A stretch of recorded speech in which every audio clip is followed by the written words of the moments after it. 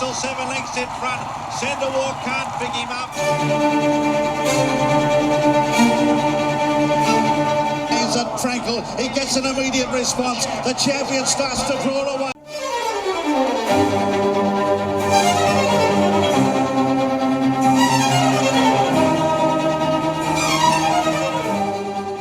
And a very big warm welcome to the Barstewards Inquiry Royal Ascot review. This and preview, obviously, for tomorrow's bets. Day 4 took place today in what was interesting conditions, to say the least. My name's Lee Keys of systembet.co.uk, and here to discuss today's trials and tribulations and this awful going is John Leng of John Joe's Blogspot on Facebook. John, very good evening, Lee. A very good evening to you, sir. A very difficult week for many punters, I would presume, at Ascot this week, ourselves included. We've not exactly covered ourselves in glory overall, but interesting today with the weather and the ground. Much more of this, I'll be covering myself in tar and feathers. I don't know about covering myself in glory. Yeah, I mean, the ground's just been abysmal today, hasn't it? Pretty much what we expected once that rain came in, you know.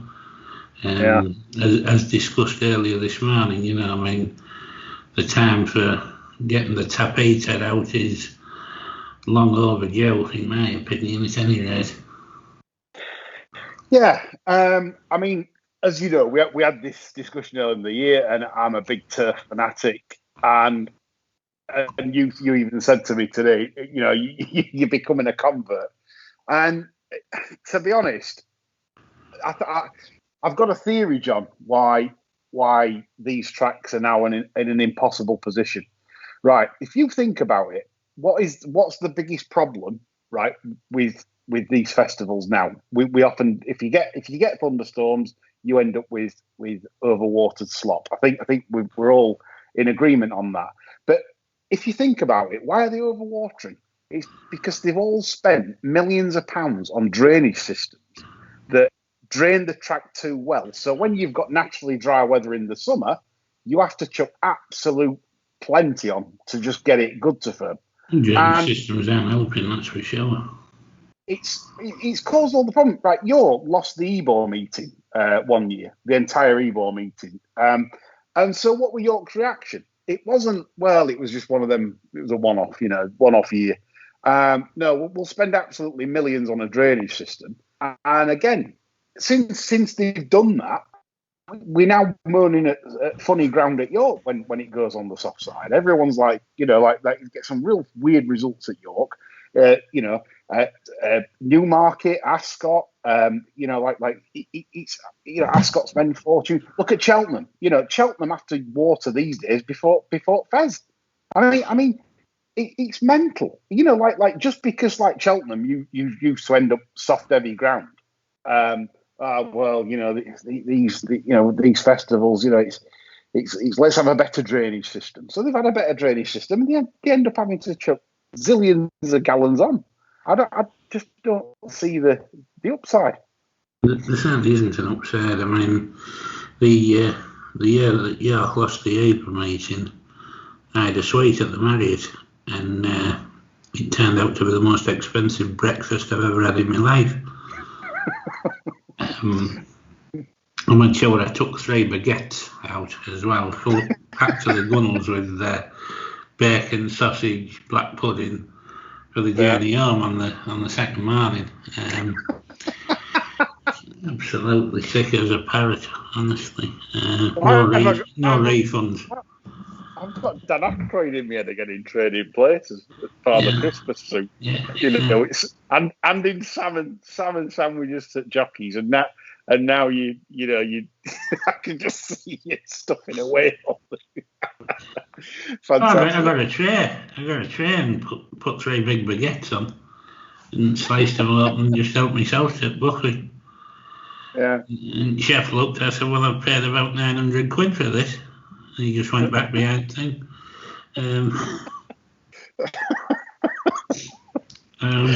Yeah. Well, happy days. Yeah. Good stuff, John. Yeah, I like it. Yeah, so I mean, look, going forwards, this is never going to change.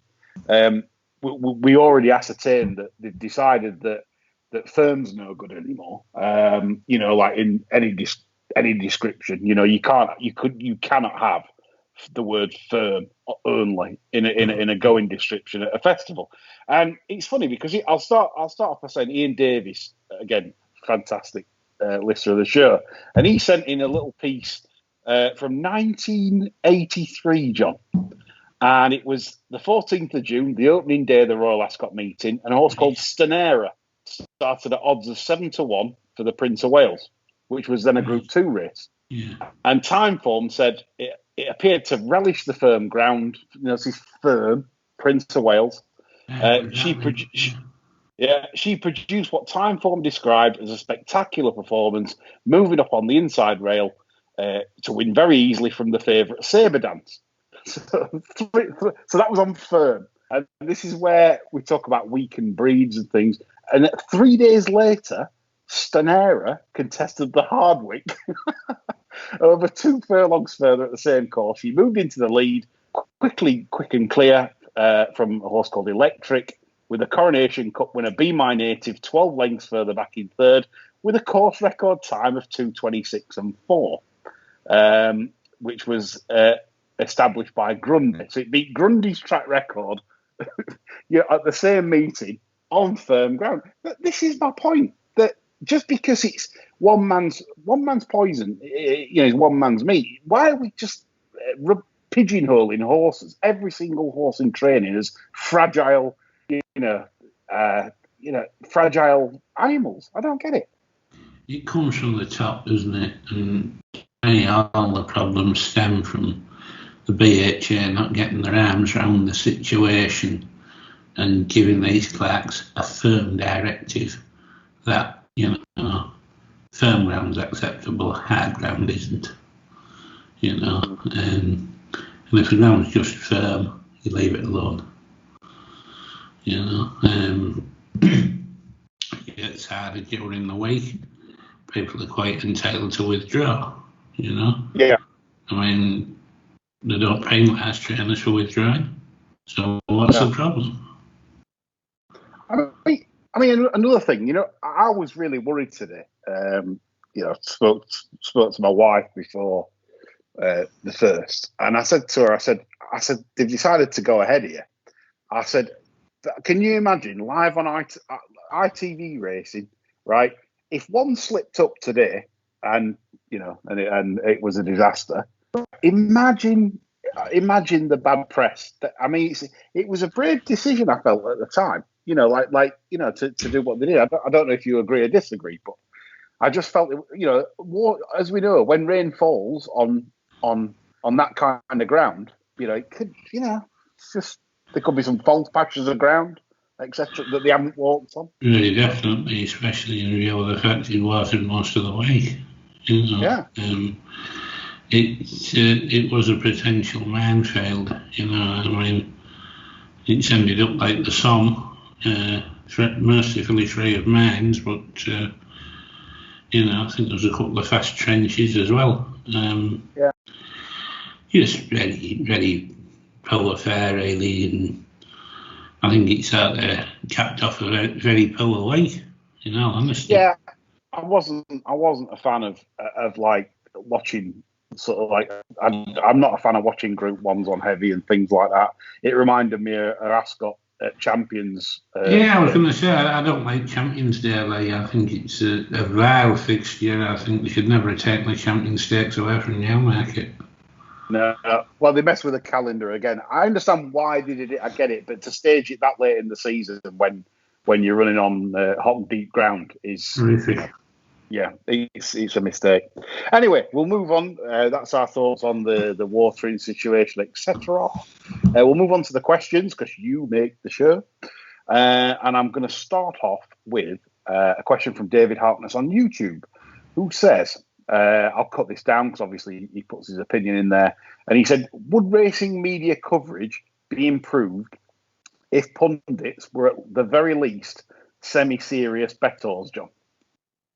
I think it definitely would, because it's very rare the angle of punters ever really gets discussed, you know. I mean, case in point, when Archie's horse was first past the post today, there's been an awful lot of punters on that, where it was like, get your dicks out for Wesley after he got the result on ITV, you know. And I mean, there were quite a lot of punters had it shoved right up the jacksies with that. I know it was always likely to be a change result, but a little bit of failing towards them wouldn't have come amiss, you know. I mean, having the camera on Wesley punching the air as the revised results announced, you know, it's a bit of a kick in the bollocks for people, isn't it?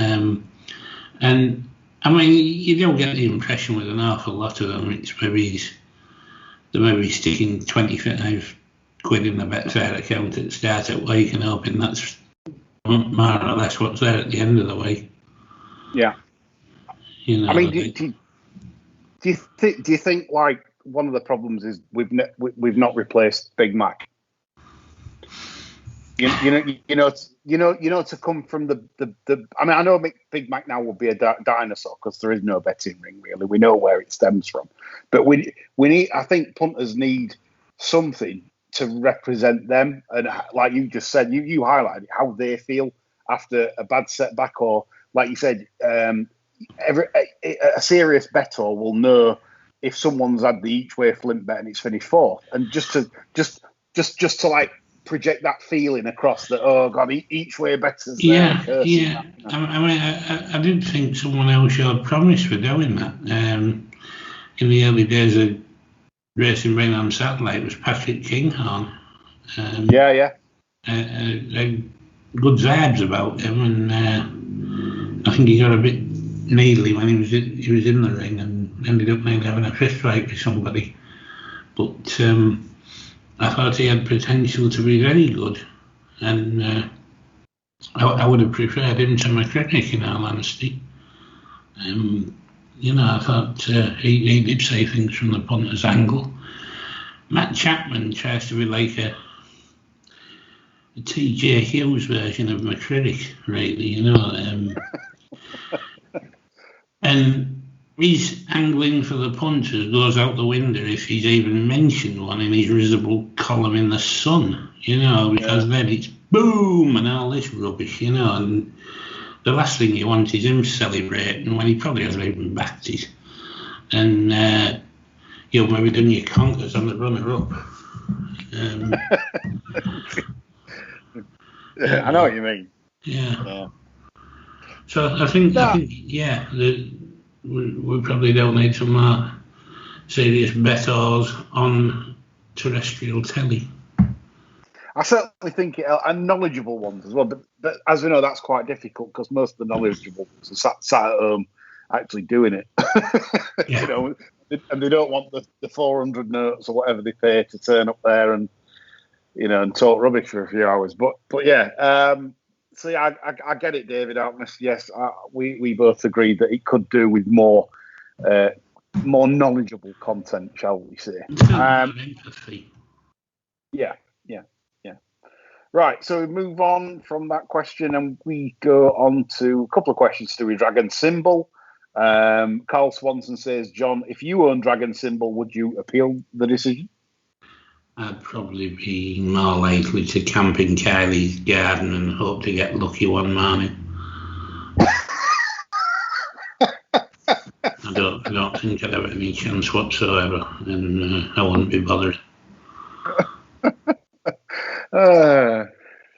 And would you hope Danny Minogue was staying around that night as well? That'd be too much for me. There wouldn't just be that tent.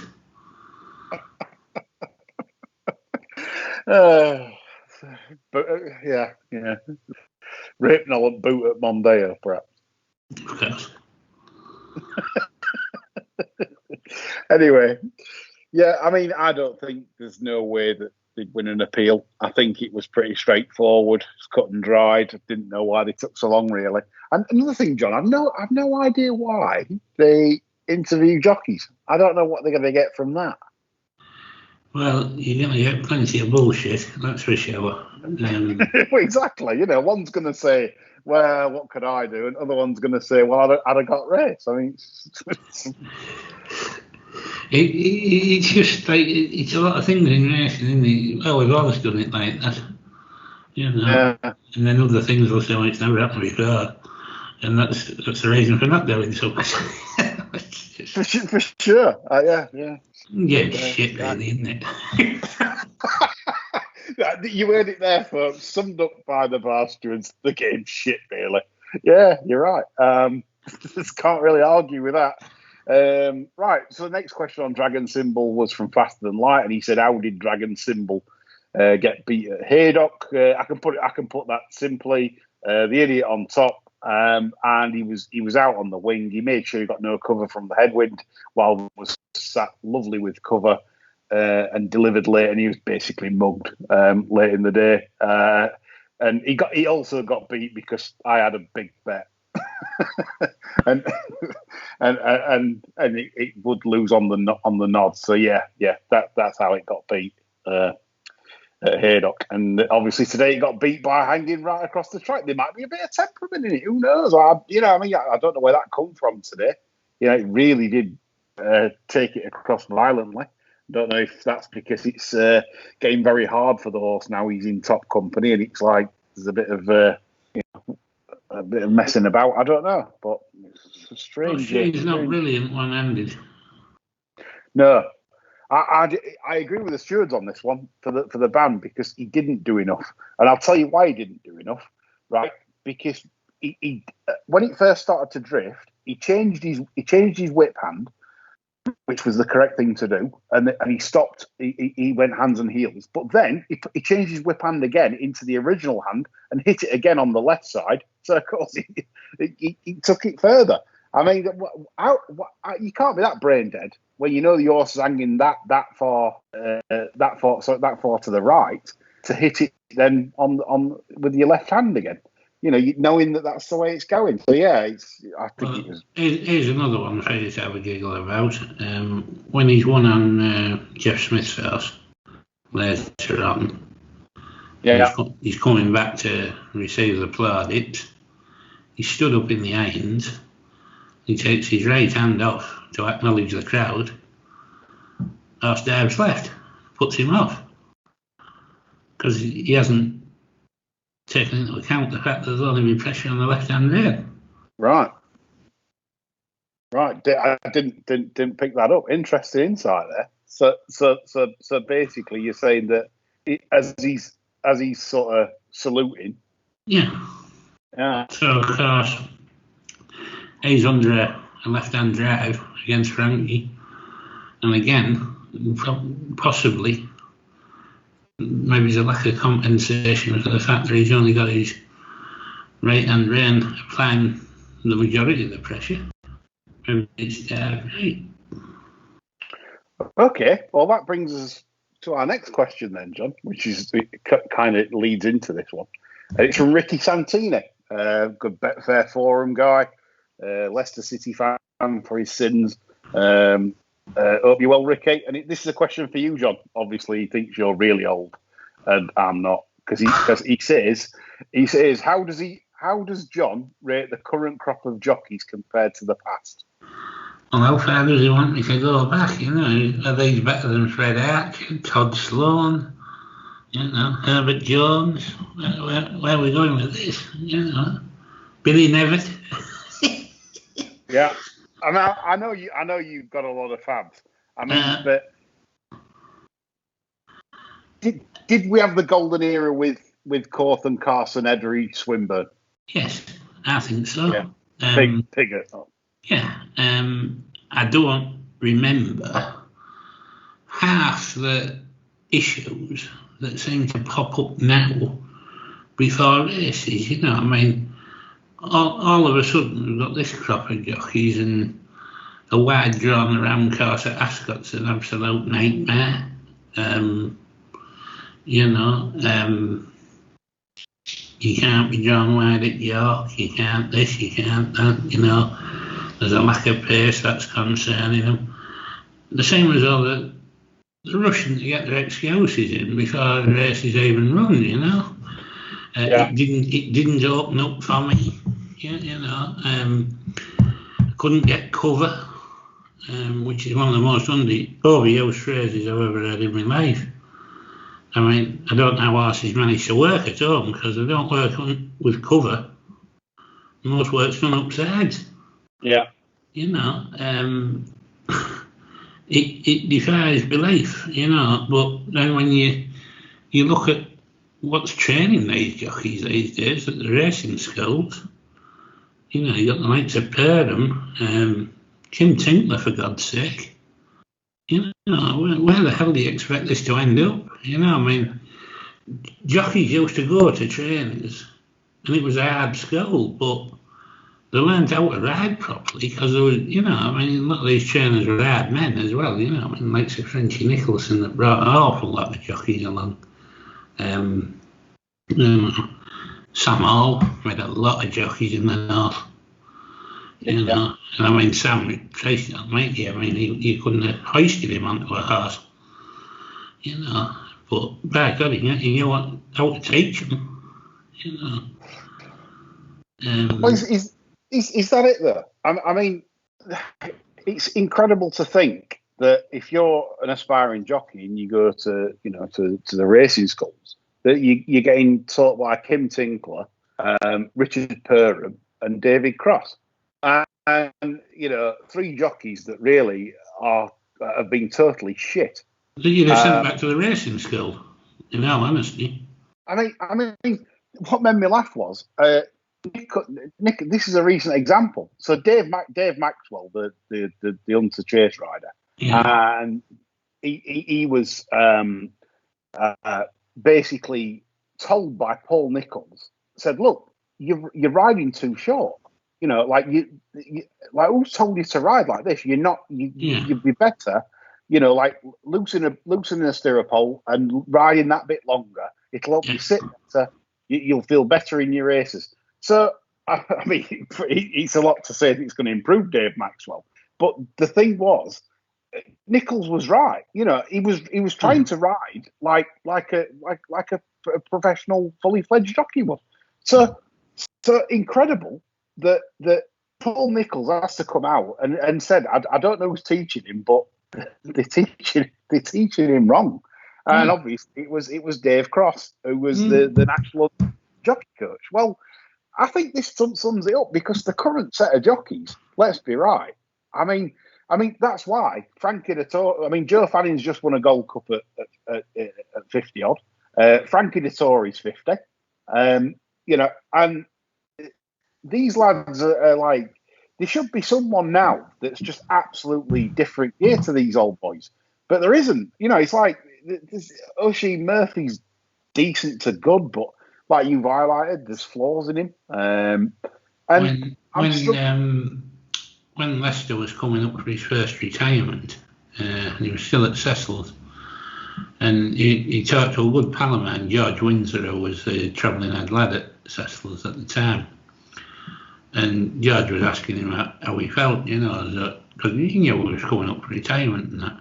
He said, I think I win races now more out of experience than from strength. He said, I don't feel as good as I felt in the mid to late 70s as regards riding the finish. He said, but I just feel as though I'm on top of things in a race because I know what I'm doing. Yeah. And I think that's right. I think if you think about what's going on, you've got an awful lot of chances against this lot. Well, I think we're in an era now, though, of like, if say a professional punter or a really good racing judge criticises a jockey for either style or number, like for example Luke Morris's whip style, etc., all you get back from these guys now is how many horses have you ridden? That's literally the response. There's no Yeah, and it's like, who are they listening to? Because, like you said, it's got to be the teaching. It has to be the teaching. I don't think we've got a dearth of talent in the jockeys at the moment. They're just all very much of a muchness. All ride similar styles. You know, barring Thrasher Morris, who's, you know, if you watch his style, it's just he's aberrant. I've no idea why. Yeah, I can't have him. But yeah, why he don't get pulled for the whip? It's always above shoulder high. I mean, it's just he never gets pulled. Never ever gets pulled. He must have told him he had polio or something as a kid, and he has to do it nightly. Just again, just the BHA, typical. Right, so we'll move on to Big Sanjay. Big Sanjay has tweeted. Hope you're well, Big Sanjay. He says, how many pounds is the SDS penalty currently trading at, John? He says he'd rather have. So what we saying? You enjoyed his ride in the King 10, didn't you? Well, I just thought it was. He just turned the arse into a sitting duck after missing the kick. Yeah. I mean, he's last away from the gate, and half a furlong later he's in front, and horse doing plenty in his hands, and then. As you pointed out to me just now, he's kicked into like coming out of Swindley Bottom, more or less.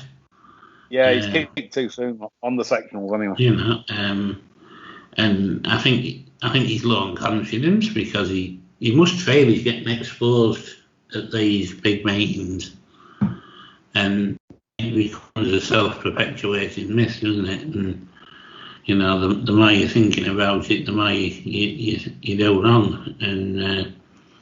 I mean, really, as you said, Sil needs to get himself with Matt Johnston and start bouncing him out northern tracks and making all and sticking at that, I think, you know. I mean, King Power's going to be King not so powerful, isn't he, shortly, if things go on as they are.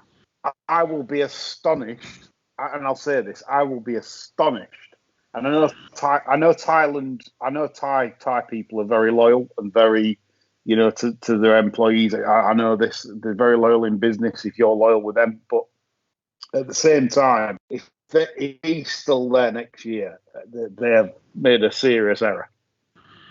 Who's the racing manager? And probably end up getting the Doiler. You watch. Well, I mean that's the other thing. You know, Stout going for Doiler over Kingscote. And another jockey that's dead, really. Yeah. Anyway, it will all play out, I'm sure, Big Sanjay. But we know what to do. You back the Suze around Beverley 7.5 furlongs when you know that there's no pace on and you know what he's going to do. And when he's trying to ride Group 2, Group 1 winners around tracks where you need to ride, unless he's on something that you just have to sit on, give him a miss. That's my advice. Yeah, or even it pink. Yeah, agree. Right, so our final question. Appreciate these questions because it really doesn't meet the show.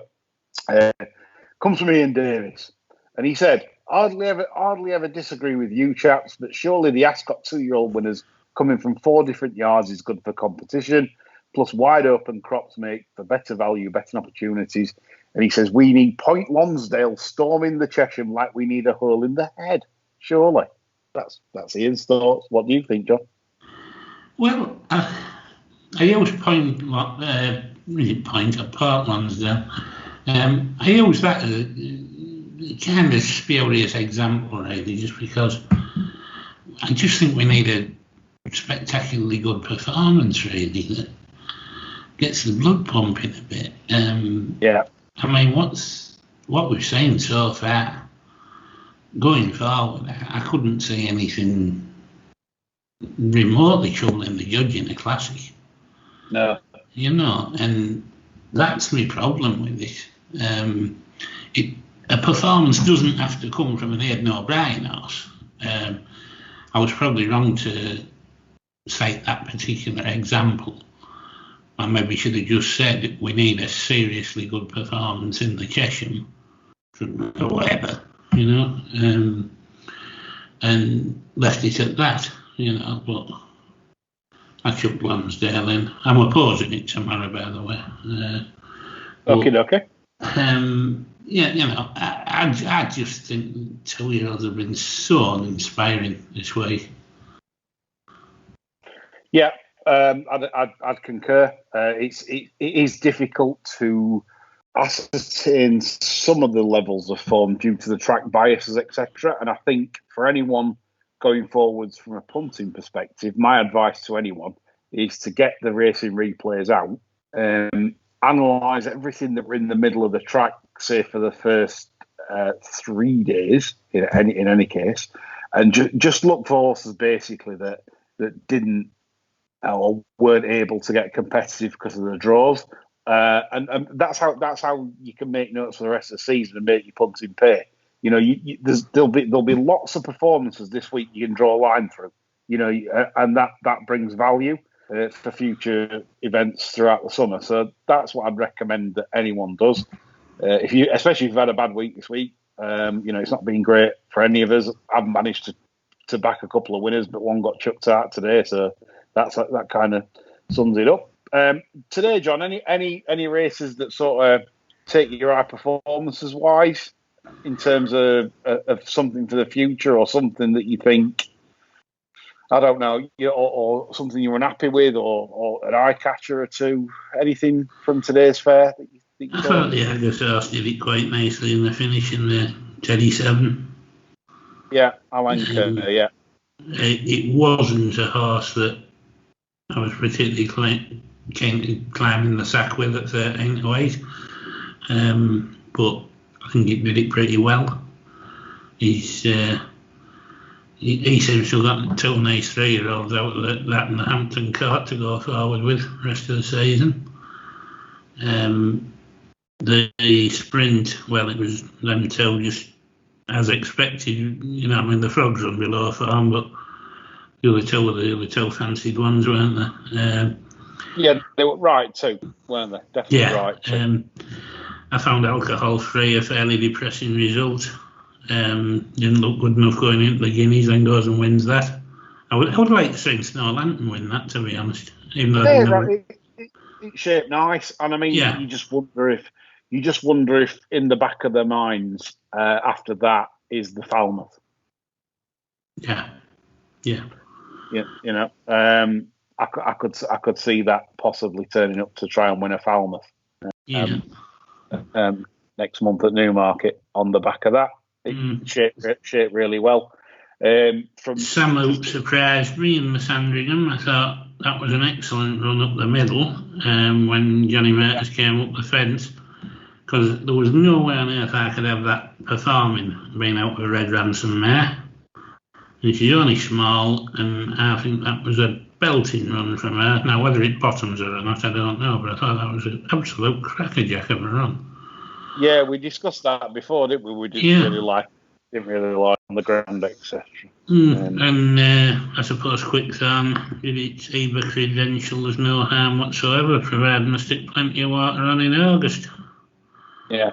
What did you make of the jockeys today? Again, we talk about idiots, bin men, in the stab.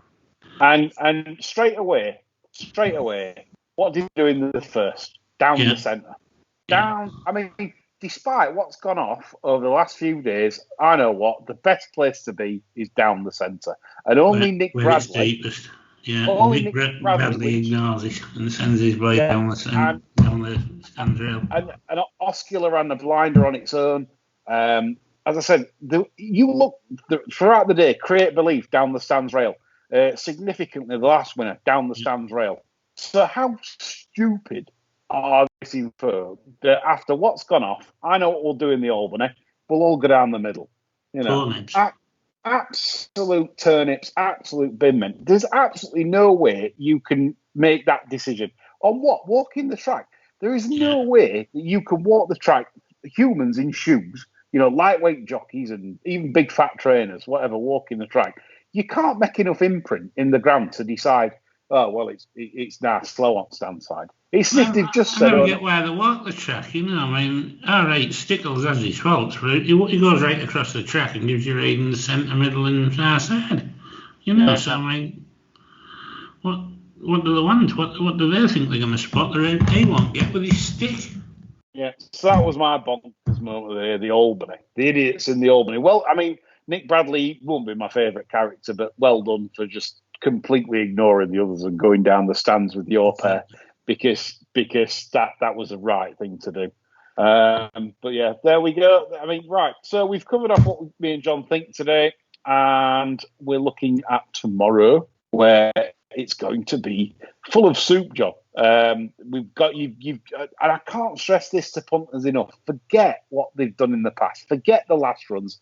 Forget what they're doing. It's just the only thing you need to know is, have you got the draw? And I'm still saying high. And will you go on the ground? And I think if you go on the ground, then you're fine. If you've got the draw, you're fine. Forget it. Forget everything else. Obviously, you need ability. And when I'm not saying just ignore the form, I'm just saying don't go to bed with something. Well, this is beat this last time, etc. It'll matter not tomorrow. It literally is whether you go on the ground and you've got the draw. It's simple as that. John, we're going to start with the Albany. Have you got the Albany? That was today. An idiot. I know. I know. That's the gin. Sorry, folks. That is the gin. Honestly. Well, I'm still panning for a winner for the Jelly Bean, actually, after our double A star nap got taken out today, which I am glad about because I don't think they handled that. And I'm going for Reach for the Moon for John and the Real Slim Theory. I thought this ran a nice debut, and being out of a saddle as well as mare, I think this could be just the ticket for it tomorrow. I certainly think it'll suit, and the Le Soup will be a good fit for this one at the current stage of its career, and I think it'll prove to be a fairly solid each way proposition against these. Yeah, I mean, I can't knock that at all, apart from possibly the See the Stars. Oh, by the way, if you see, well, you'll know the dam pretty well, won't you? On that one, Golden Stream, that was trained by Sir Michael. Yeah, that stayed well. Yeah. Only thing that put me off slightly with that would be the ground, maybe, with it being a See the Stars. Golden Stream was generally a sell. She was more or less a good to firm filly. That put me off a bit, but you're right about one thing. The debut was eye-catching, and you have got Frankie in the saddle. So, yep, each way a pleasure for John there. Reach for the Moon. I mean, sorry, Ian Davis, but I genuinely thought this was between Point Lonsdale and New Science. I'm not really giving you anything here. Andrew Balding's had a terrific meeting, and he's got the second favourite now, Masakela. Obviously, but I think that's probably the false flag, if I'm honest. I'd be against that. They've made that second favourite. I'm not really a Masakela fan.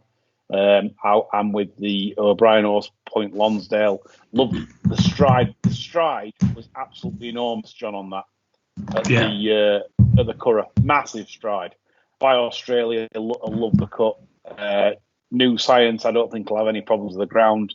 That was. I think your horse was second to that at Yarmouth. You know, only a length and a half to find, so you're not far off there.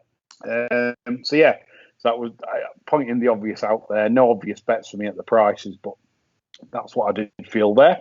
We move on to the Jersey, John. A fantastic race for you. It should be dear to your heart. This race. Back in the dim and distant, yeah.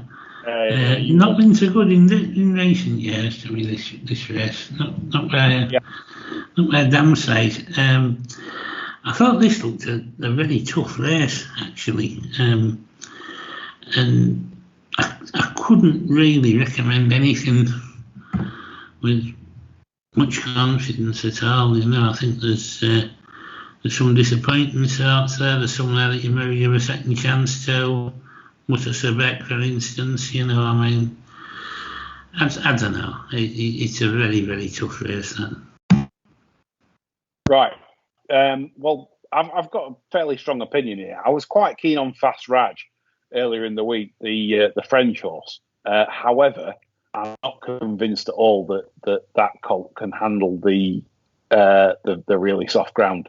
I think it's a genuine, decent ground horse. And so I've gone off Fast Raj, and I've now gone firmly into the camp of Ballydoyle again, just to sick me and Davis off a bit more.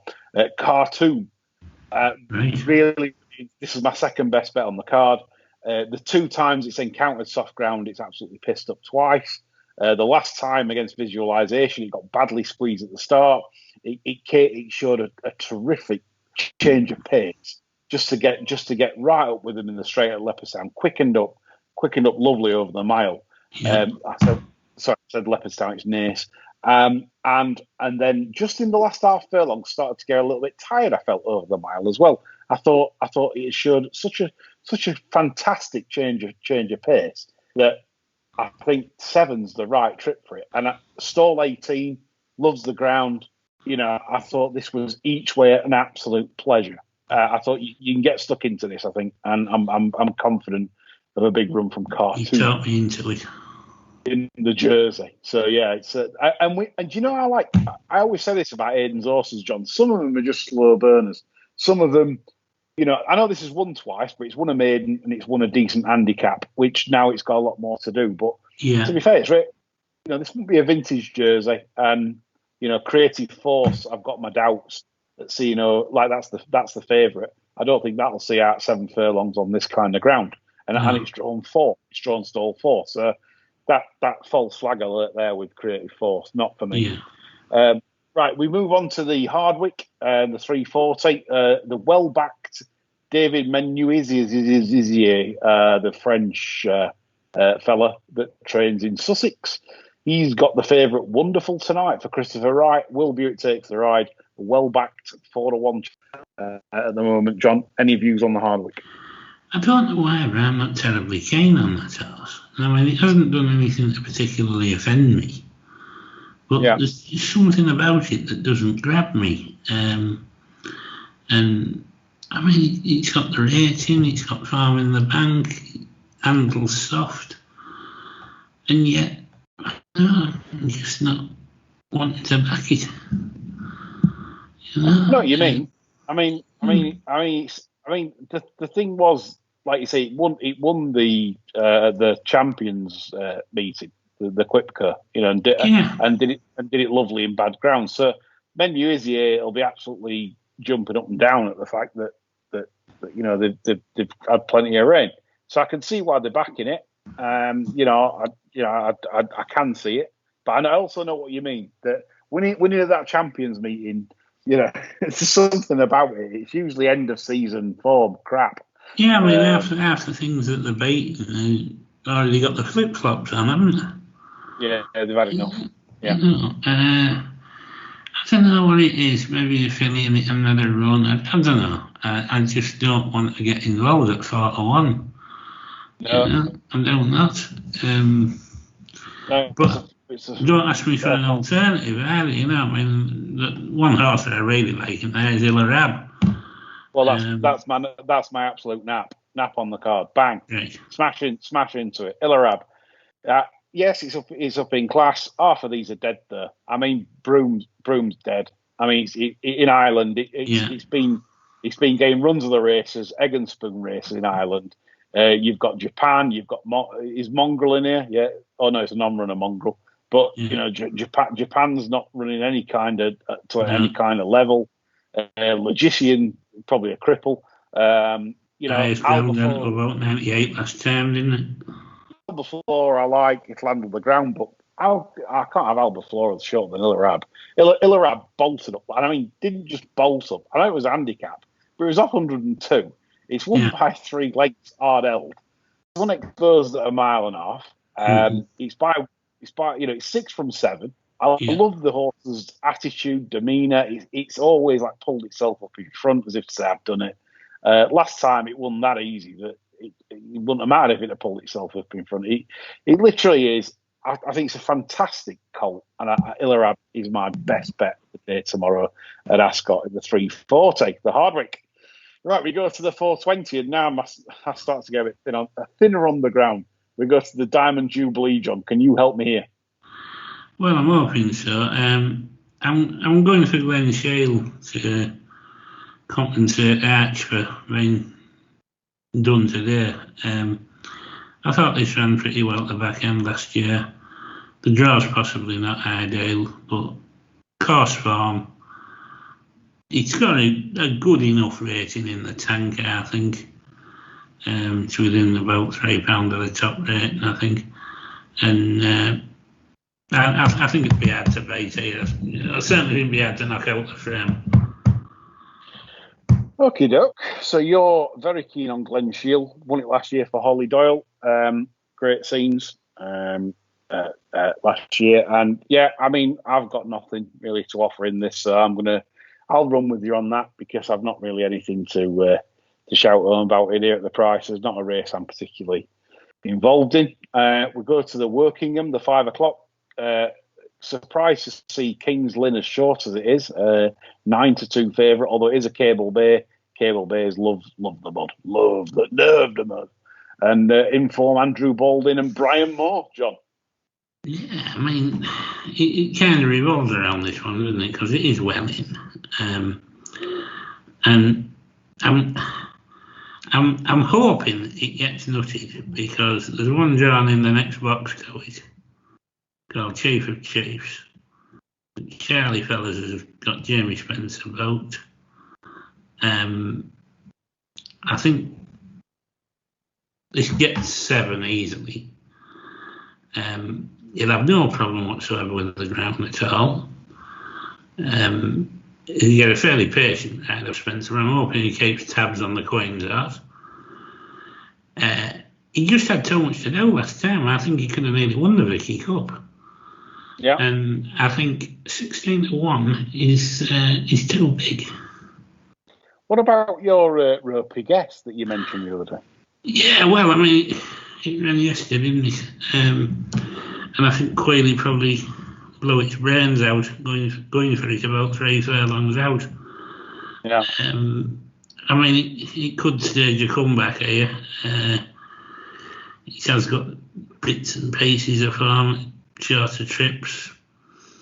You know, I definitely wouldn't be letting it run loose tomorrow because I'd be sick. But it, you know, I mean, when I say I'll be backing it to win a Chinese, it will be a Chinese. It won't be flying one over from Hong Kong. Yeah, I would have 50 pence each way on Mr. Lupton. I think stole 28. Like I said, did it well last time. 8 years old, bit long in the tooth, but just at a nice price at 25-1. Very, very small though. Not really much to say. Much interest in this race either. We move on to the tremendous form. Yeah, Pate and bit more Pate out, dog in. Absolutely. That's the way forward there, I'd say. Right, a more interesting race now is the newly introduced Golden Gates handicap at 5.35. King Frankel is well bet for the kilt, and the Wop on board at 9-2. John, King Frankel. Any view here? I thought I might have a little dab on Fox's tails. I'm not sure about the ground for him, but I do think the Chester run was all wrong under the £10 penalty still. Never seen that bit on the track at all. And I was really impressed with this horse when it won the first time up this year. Thought it showed terrific attitude. O'Shane takes over from Sill today, was jumped ship to ride Fantastic Fox. So I think at the minute I'm heading towards backing Fox's tails. I think there's enough stamina on the downside to expect a wee bit of improvement going up in trip.